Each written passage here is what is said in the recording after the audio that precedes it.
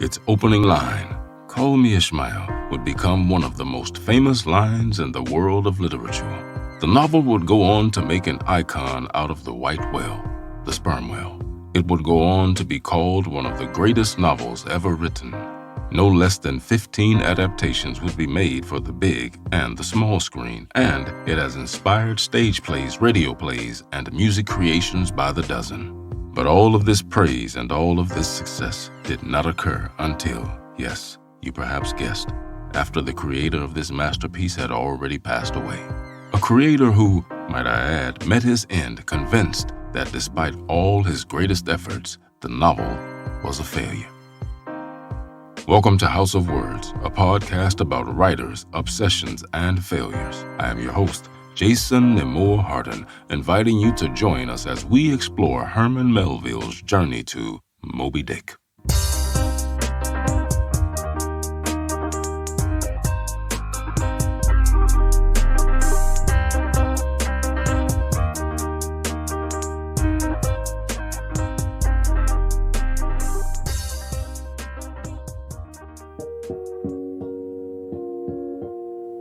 Quote, "It is better to fail in originality than to succeed in imitation.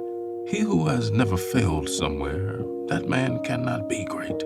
Failure is the true test of greatness." End quote.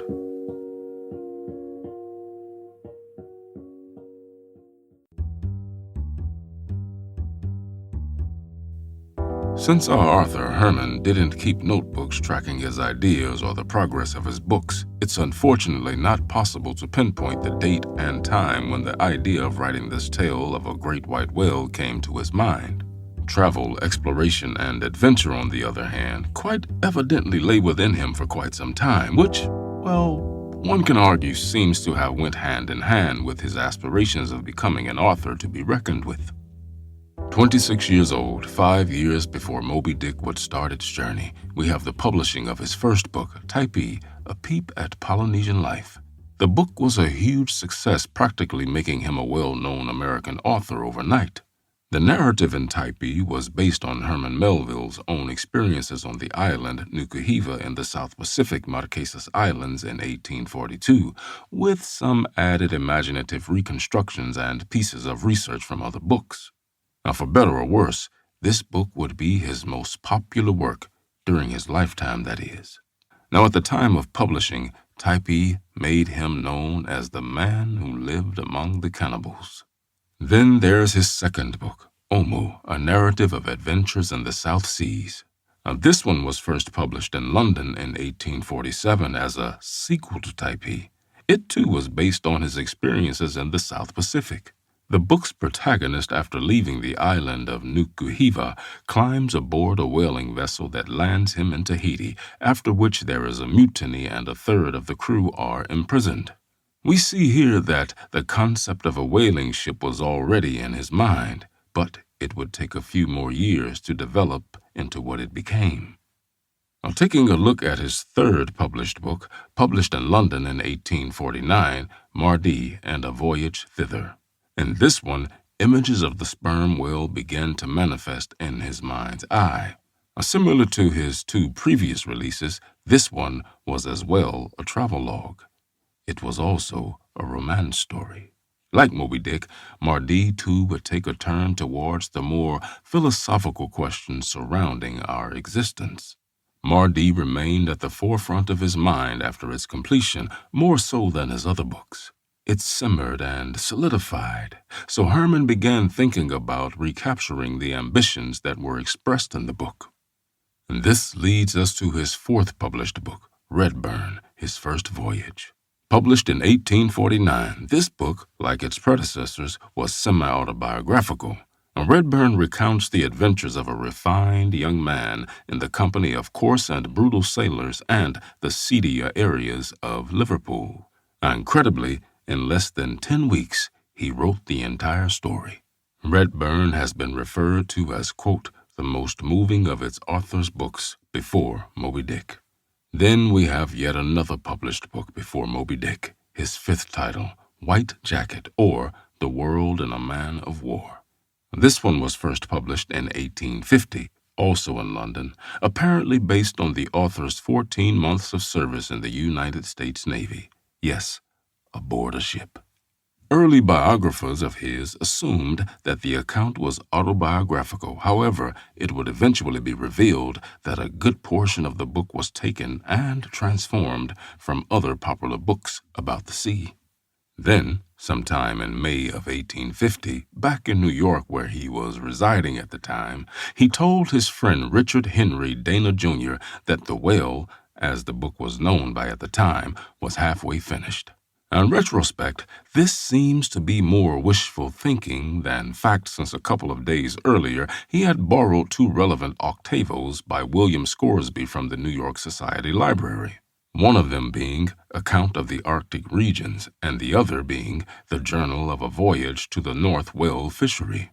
Now, during this same period of time, he visited Putnam's bookstore to order another octavo, this one the London edition of Thomas Beale's Natural History of the Sperm Whale. Now, he typically acquired source material at the start of a new project, not halfway through it. Well, one could only surmise that this cast shadows of doubt on his claims that he'd already begun the book or was even halfway finished. Most likely, excitement got the best of him and fueled the exaggeration.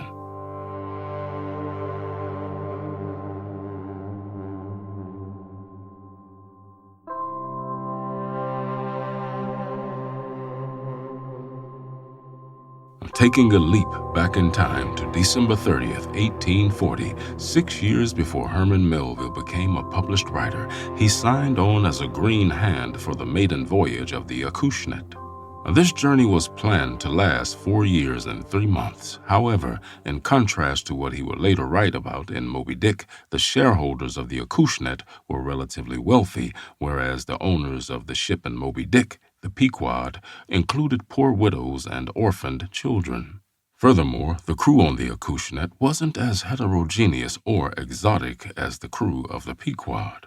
Aboard the Acushnet, there were 5 foreigners, 4 of which were Portuguese, while the others were American, either at birth or naturalized citizens. Now, 3 black men were in the crew also, 2 seamen and the cook. On the fictional side, Ahab, captain of the Pequod, seems to not have had a foot in reality. However, his death may have been based on actual events.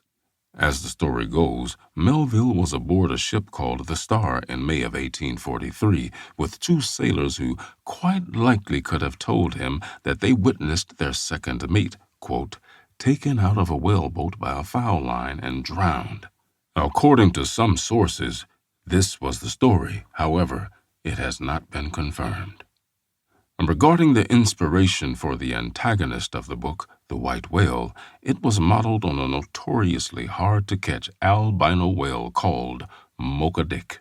Mocha Dick, named after the island of Mocha in Chile, near where it was first spotted, was one of the largest, most powerful sperm whales of 19th century lore. And reportedly, Mocha Dick destroyed more than 20 whaling ships and escaped another 80. The huge whale then reached greater infamy when it continuously evaded death and capture for 28 years before it was at last killed by whalers in a dramatic encounter.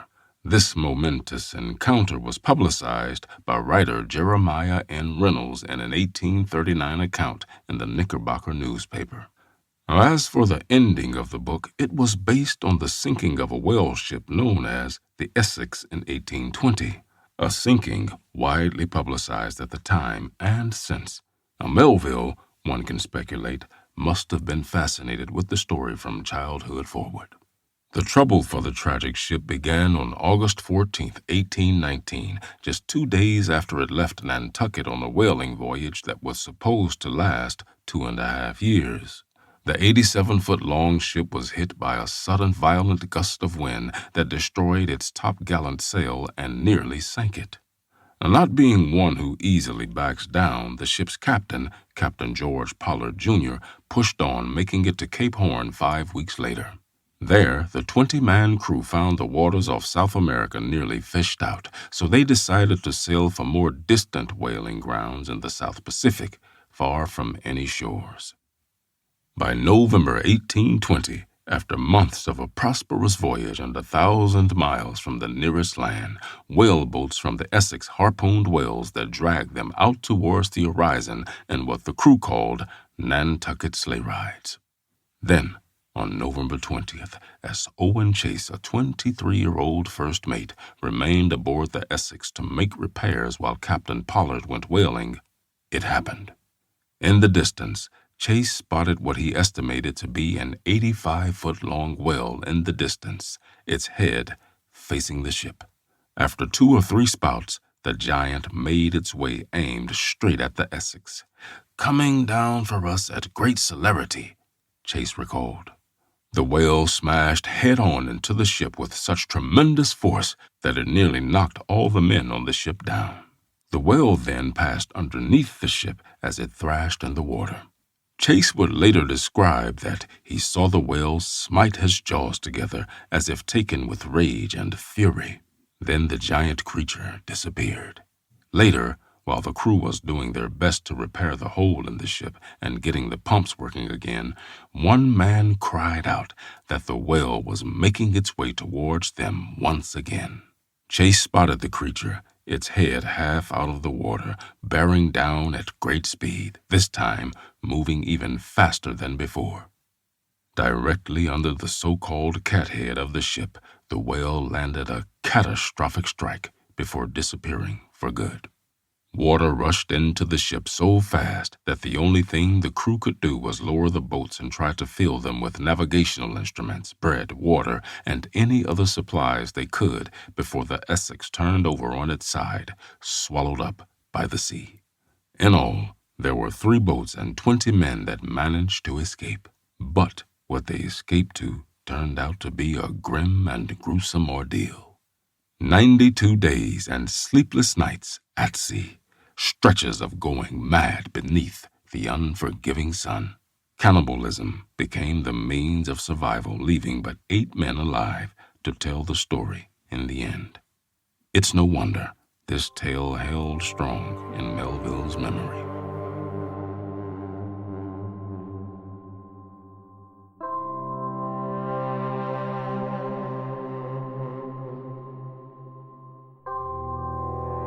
One thing we do know about Herman Melville's writing process in regards to writing Moby Dick is that he did not write it sequentially.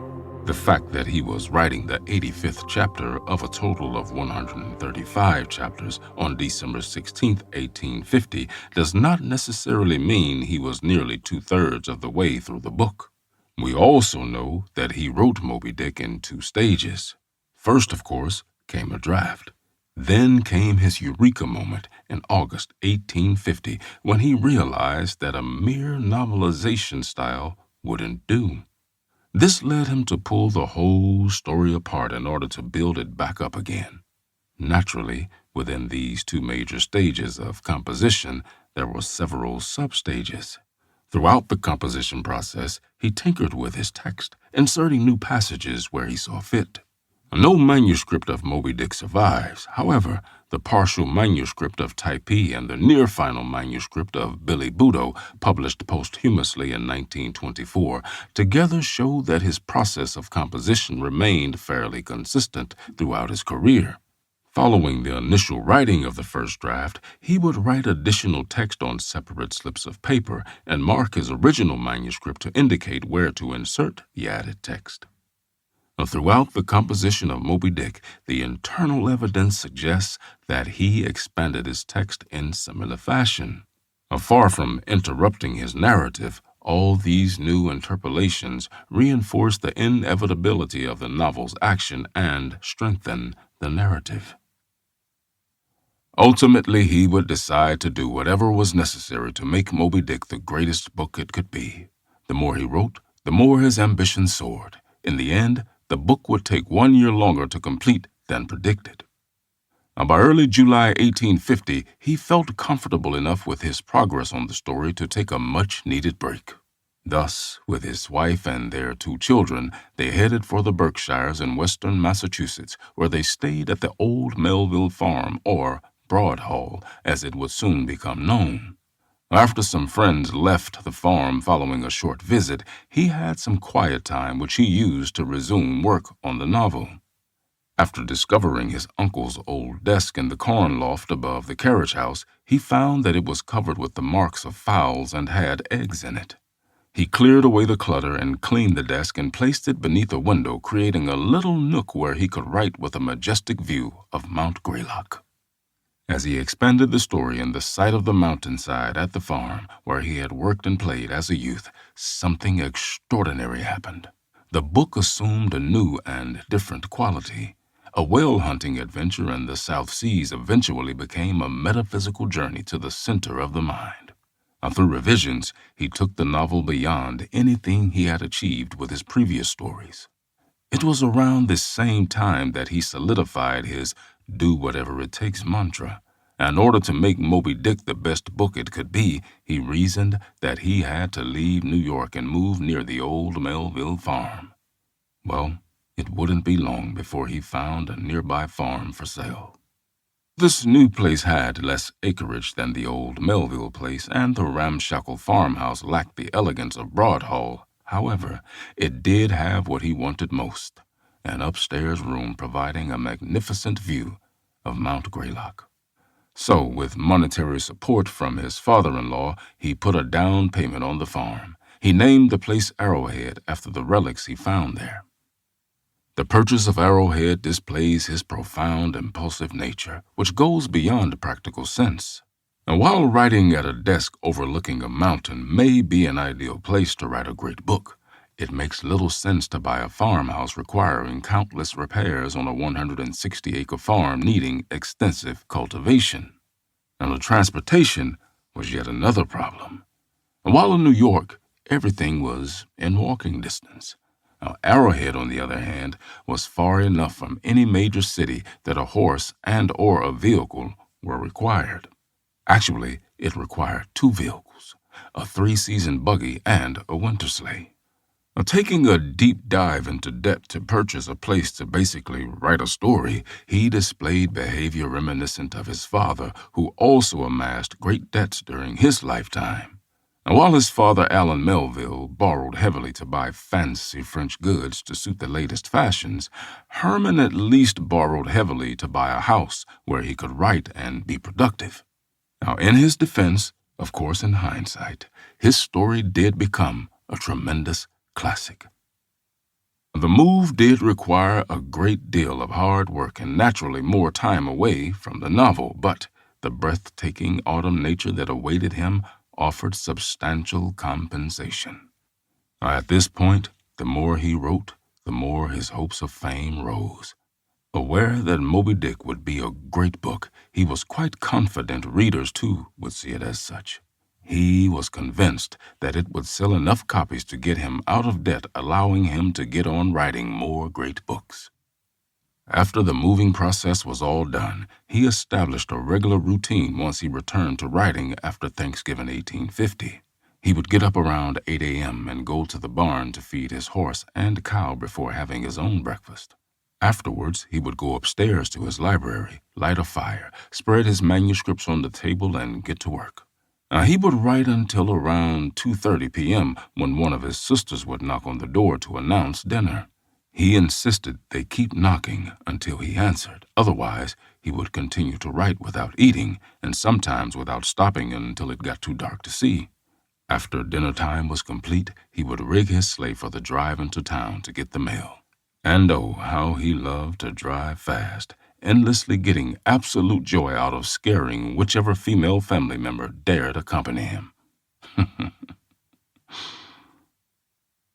He was writing so much and at such a rapid pace that he ran out of paper in January 1851. By early May 1851, he reached a point where his manuscript was deemed close enough to completion to be taken to New York to have it set in type and plated. This was quite an unusual step for a writer, given that the publisher usually took on the responsibility of having a book's printing plates made. Several possible reasons could have motivated him to take this step.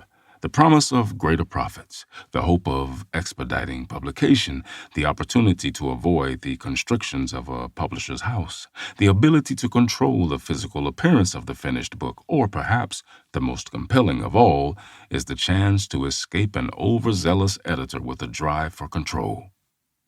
Now that's a good one. Maybe. Well, Melville approached Robert Craighead, a 39-year-old printer at the top of his profession. Craighead didn't need a complete manuscript in order to start setting a working type, but by starting the process of printing before he had finished writing the book, Melville wrote himself into a corner as it didn't allow for any edits in the earlier pages. Arranging to have Moby Dick plated, he also committed himself to overseeing the book's production, something which he had never done previously and, on top of that, lacked the patience for. Now, he was lucky in a sense that, throughout the composition of Moby Dick, his sisters Helen and Augusta had copied his manuscript into a fair copy to submit to the printer. Unfortunately, their brother's handwriting was barely legible, which meant that they accidentally introduced many transcription errors. Aware of the growing number of mistakes in the work and growing more impatient with the process, he became increasingly careless about correcting the mistakes. And it's because of this that the task of correcting errors that made their way into Moby Dick during the book's production process has fallen to modern scholarly editors who have not yet managed to fix them all. By the end of summer 1851, he finished correcting the proofs, which he sent to his younger brother Alan in New York. In the second week of September, Alan forwarded the proof sheets that would be used for the London edition. As Herman's attorney, Alan also signed a contract with Harper's Publishing, which stipulated they publish the book using the plates in Craighead's possession, thus making sure that Harper's would not edit the book nor replate it themselves. Besides saving Herman from possibly having to pay for plating twice, the stipulation guaranteed the integrity of his text, however riddled with errors it was. Shortly after Alan signed the contract, Herman wanted to change the title to Moby Dick. By then, however, it was too late. Thus, the London edition was published as The Whale.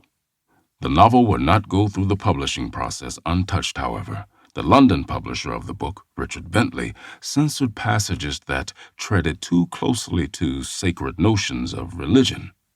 Bentley also moved extracts and etymology from the front of the book to the back. His editorial staff devoted much thought to their task as they prepared The Whale for publication, but, sadly, no one at Bentley noticed the absence of the last page of the American proof sheets, which contained the epilogue revealing that Ishmael alone survived the sinking of the Pequod. The Whale therefore appeared without it, and thus British readers who completed the book were shocked to learn that they had just read a story told by a first-person narrator who apparently did not survive his own tale. Now, in an ironic twist of fate, this was taken to be a daring and experimental move by Melville, one that was hailed for its groundbreaking innovation. Wow, now that's cool. Talk about a lucky mistake. Unfortunately, the book was not generally hailed upon publication, a sentiment reflected in many reviews. Herman Melville knew he had written a great book, a book that would last the ages. Still, all the small-minded critics endlessly angered him. His confidence in Moby Dick had led him to risk everything, going as far as putting his family's future in danger for the sake of a book. He had been counting on Moby Dick to get him out of debt, pay for the farm, and provide him the opportunity to write more books of greatness and ambition. Unfortunately, the ambition would be short-lived. Already by 1852, both he and Moby Dick had begun their slide into obscurity. Despite the author's hopes, his book sold but a few thousand copies in his lifetime, and it is estimated that he earned $1,260 in total for the story, including the advance and royalties. His wife earned an additional $81 in sales after his death. He did regain a slight resurgence in popularity with his short fiction and novellas, but once the Civil War began, his focus shifted to writing poetry. After a few more failed attempts at novels, he settled into a reclusive life and spent 19 years as a customs inspector in New York City. He became a heavy drinker. Then, to add even more salt to the wound, he suffered the death of his 2 sons. Depressed, he abandoned novels completely for poetry. Moby Dick, a.k.a. the Whale, would rise again, however, as it was rediscovered during the 1920s, decades after Melville's death in 1891. On another twist of fate, the novel would eventually become regarded as his greatest achievement and a true classic of American literature. Now let's end this episode with a few words of wisdom from the whale hunter himself. Let us speak, though we show all our faults and weaknesses, for it is a sign of strength to be weak, to know it and out with it, not in a set way and ostentatiously, though, but incidentally and without premeditation. End quote.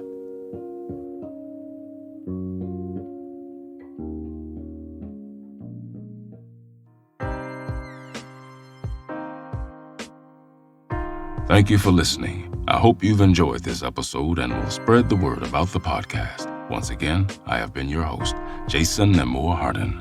We here at House of Words would sincerely like to thank those of you who have contributed and those who continuously contribute to the production of this show.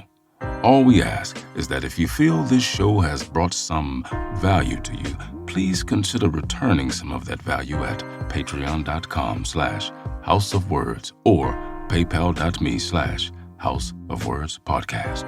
Alternatively, you can subscribe and encourage others to subscribe to our YouTube page at House of Words Podcast. No amount is too large, no amount is too little, as every bit helps more than you might think. Until next time, keep turning those pages.